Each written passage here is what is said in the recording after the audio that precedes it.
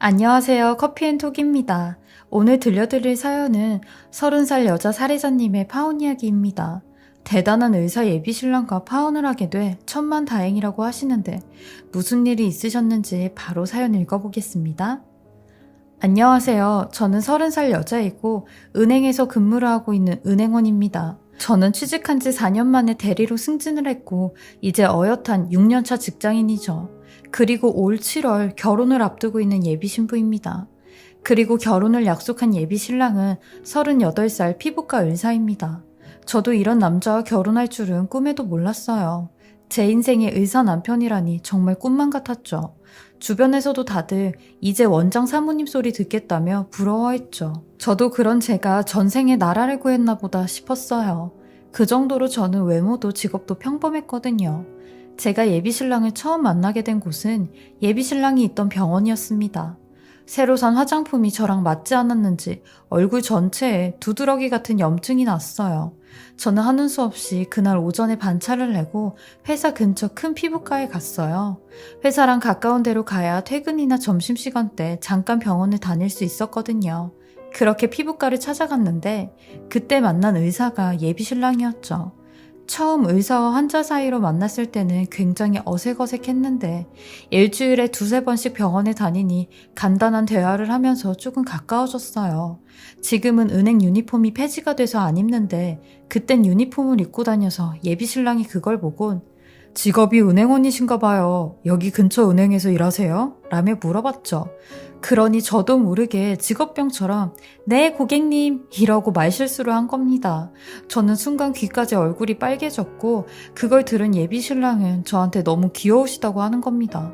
그때부터 서로 알게 모르게 호감을 느꼈던 것 같아요. 그리고 워낙 치료를 꼼꼼히 잘해줘서 저도 매번 병원 갈 때마다 예비신랑에게 커피나 단 거를 사다 주었죠. 그리고 거의 치료가 끝나갈 때쯤 예비신랑이 먼저 저한테 번호를 물어봤어요.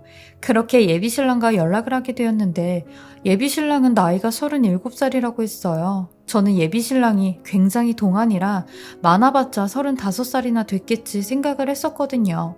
작년에 37살이었으니 저랑 8살이나 차이가 난 거죠. 예비신랑 말로는 자기가 삼수에서 의대에 갔고 남들보다 2, 3년 늦게 의사생활을 시작해서 연애할 시간도 결혼할 시간도 없었다고 했어요. 그렇게 저희는 서로 호감을 갖고 6번의 데이트 끝에 사귀게 되었어요. 예비신랑은 굉장히 꼼꼼하고 절 잘 챙겨주는 성격이었는데 좀 부담스러울 정도로 잘 챙겨줬어요. 그땐 다른 사람들에게 그런 말을 하면 다들 제가 배가 불렀다고 했어요. 예비신랑은 매일 저녁마다 퇴근하는 절 기다려줬고 같이 밥 먹고 집까지 데려다 줬는데 그걸 단 한 번도 빠뜨린 적이 없이 해줬어요. 제가 야근을 하면 야근하는 대로 기다려주고 회식을 하면 회식이 끝날 때까지 기다려서 절 집까지 데려다 줬거든요. 그리고 나이 차이가 꽤 많이 나다 보니까 제가 말을 못 놓았어요. 그러니 예비신랑도 제게 존칭을 써주며 말을 놓지 않았죠. 제가 아무리 말 편하게 하라고 해도 단 한 번도 반말을 한 적이 없는 사람이었어요.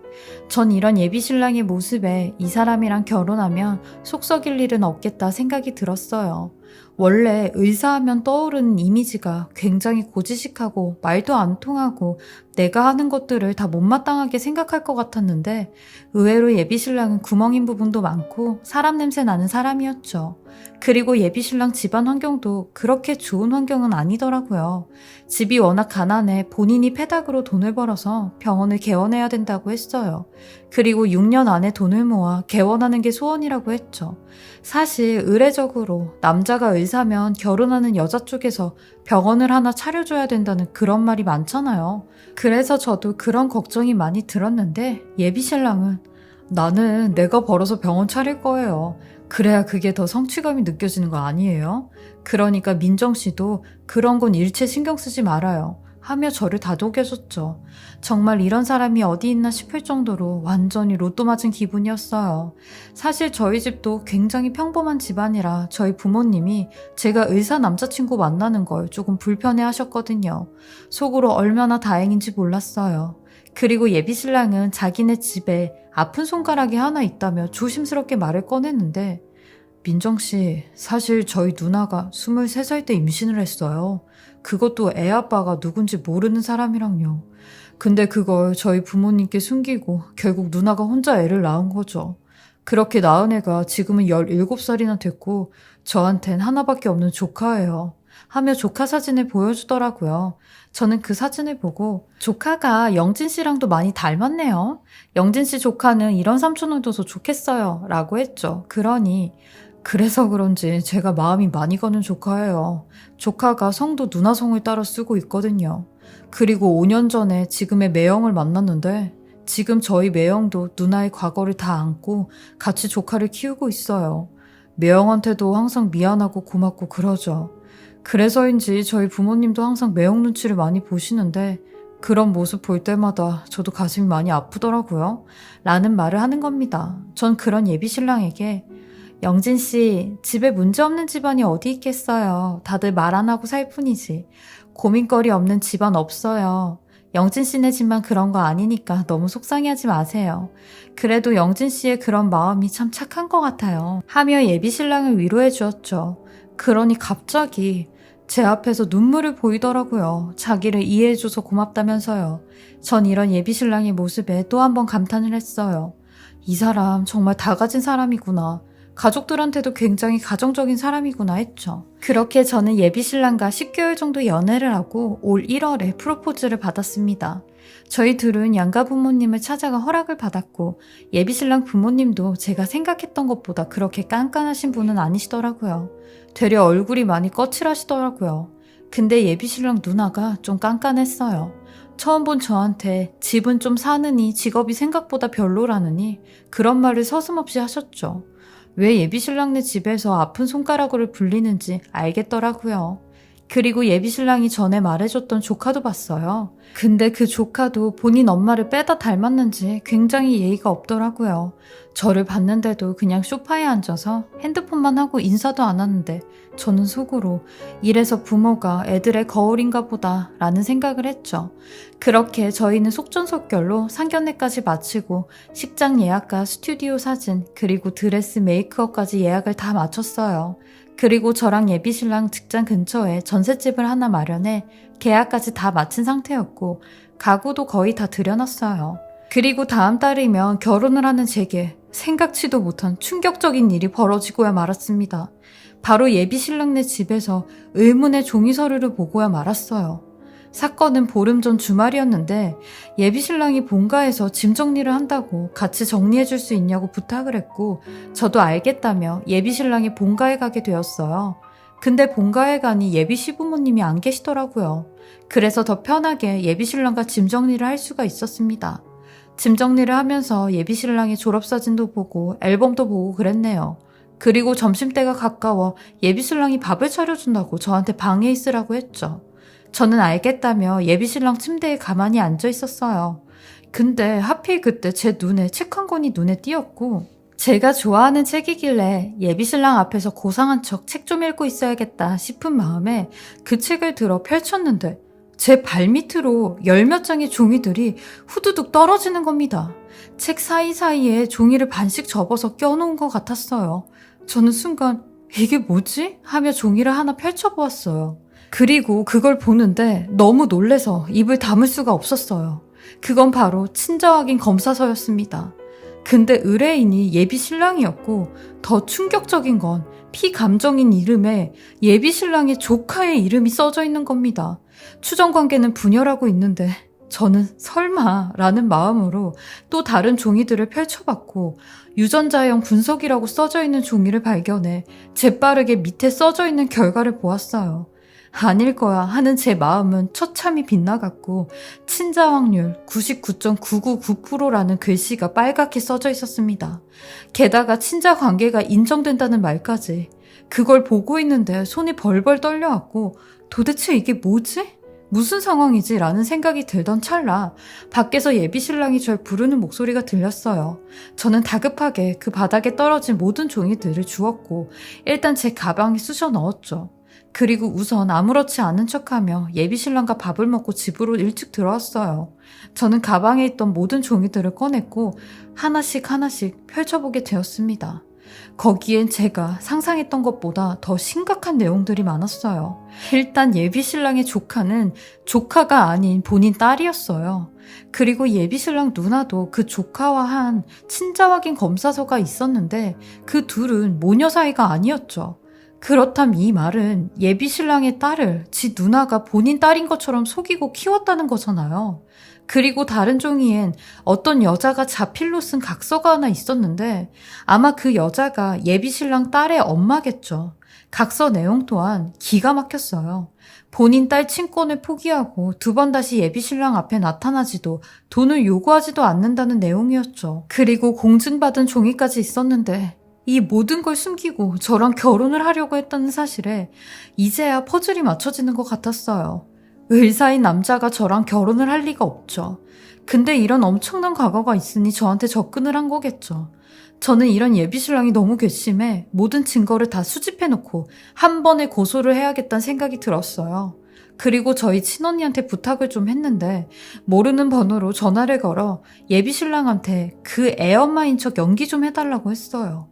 왜냐면 예비신랑이 또 어떤 식으로 미꾸라지처럼 거짓말을 할지 몰랐기에 사실이 맞는지 확인을 해야 될 것 같았거든요. 그러니 저희 언니도 당연히 그래야지 하며 절 도와줬죠. 그리고 떨리는 마음으로 예비신랑에게 전화를 걸었습니다. 혹시 박영진 씨 핸드폰 맞으신가요? 예, 맞는데 누구시죠? 섭섭하게 벌써 내 목소리도 잊어버렸나 보네? 네? 누구신데? 혹시 너 이한나냐? 하는데 이한나, 그 이름은 바로 애엄마 이름이었습니다. 그래, 나 이한나야 라는 말이 끝나자마자 예비신랑은 저랑 만나면서 한 번도 해본 적 없는 욕을 차마 입에 담지 못할 정도로 욕을 하기 시작하는데 야, 나 다음 달이면 결혼하거든? 너 각서 쓴 거 잊었냐? 네가 낳은 애 내가 키우느라 얼마나 쎄 빠지게 고생하는지 아냐고. 네가 애 가지고 내 인생 앞길 막는다 어쩐다 하는 거 질려서 내가 걔 데리고 온 거 아니야? 그럼 너도 내 인생에서 꺼져야지. 왜 또 난린데? 나 결혼하는 거 어디서 또 들었냐? 야, 나 이번이 3번째 장가 가는데 내 앞길 좀 그만 막어라 하는데 3번째 장가라니. 언니랑 저는 둘 다 넋이 나간 표정으로 서로 쳐다봤죠. 그러니 언니가 재빠르게 그 말을 받아쳤고 너 이번이 3번째 결혼인 거 그 여자도 알고 있냐? 당연히 알고 있지. 야, 그리고 내가 의사야, 의사. 이 잘난 의사가 3번 결혼을 했던 4번 결혼을 했던 그게 뭔 상관인데. 여자들은 의사라고 하면 아주 침을 질질 흘리면서 꿈뻑 죽잖아. 이번에 나랑 결혼하는 애도 내가 집에 하녀 하나 들였다 생각하고 결혼하는 거야. 집에서 나 밥 해주고 빨래 해주고 재미 주는 애는 있어야 남자가 살지. 그리고 걔는 내가 애 있는 것도 다 알고 있거든. 이 잘난 의사 남편이 애 하나 있는 건 흠도 아니지. 그러니까 너 또 깽판 칠 생각하지 말아라 라고 하는데 이 인간 이거 완전 인성 개쓰레기였죠. 정말 그 소리를 듣는데 치가 떨려서 저는 언니한테 핸드폰을 빼서 야, 박영진, 너한테 애 있는 거 내가 알고 있다고? 너 언제 나한테 애 있다고 말한 적 있니? 했어요. 그러니 예비신랑놈 몇 초간 아무 소리도 안 하고 있는 겁니다. 이게 무슨 상황인가 싶었겠죠. 그러니 한참 뒤에 여보세요? 누구시죠?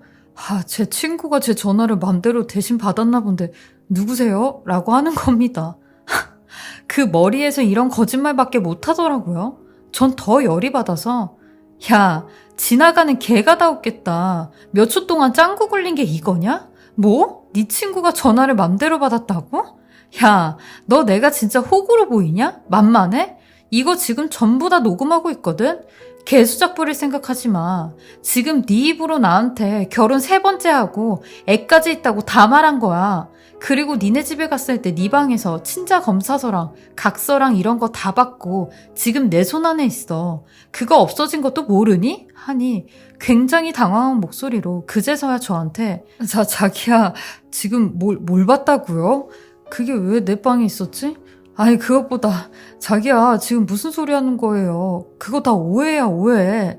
내가 만나서 설명해 줄게요. 응? 일단 우리 얼굴 좀 볼까요? 라고 하는 예비 신랑놈한테 법원에서 만나자고 했어요. 내가 너 인생 아주 망쳐놓을 거라고. 이 사실도 병원에 전부 다 알린다고 소리소리를 질렀어요. 그러니 얼마 안 돼 저희 집 배를 미친 듯이 눌러대며 다 설명하겠다고 한 번만 나와달라고 하는 겁니다. 제가 언니랑 둘이 살아서 너무 무서워서 끝까지 문을 안 열어줬어요. 그리고 그냥 경찰 불렀습니다.